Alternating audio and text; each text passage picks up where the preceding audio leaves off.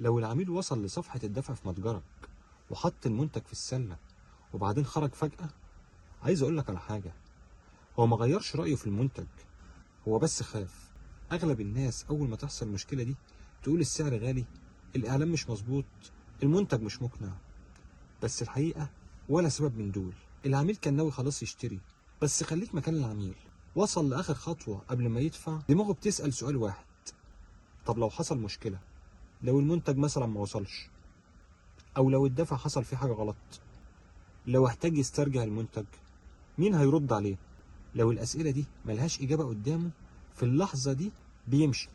هنا بقى الغلط. صاحب المتجر فاكر إن سياسة الاسترجاع كفاية، صفحة الأباوت كفاية، لكن الحقيقة ولا واحدة منهم بتتشاف في لحظة الدفع. العميل مش هيدور، لو اضطر يدور هيخرج. طب والحل؟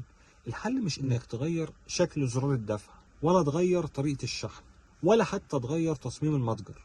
الحل سطر طمأنة فوق زر الدفع مباشرة.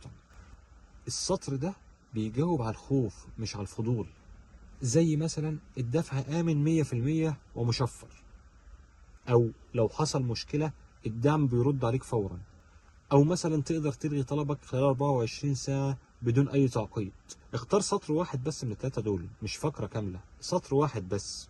خليني أوريك المكان الصح. شايف زر إتمام الدفع؟ السطر بيتحط فوقه مباشرة مش تحته، لأن العميل في اللحظة دي مش محتاج إقناع، مش محتاج تفاصيل، هو محتاج يحس إن في حد وراه بجد. لو عندك شوبيفاي أو أي متجر إلكتروني وبتواجه المشكلة دي، اكتب لي في التعليقات كلمة دفع، وقول لي بتبيع إيه وبتشحن في أي بلد، وأنا هكتب لك سطر طمأنة لمتجرك، وكمان هقول لك مكانه فين بالظبط والتصميم المناسب له.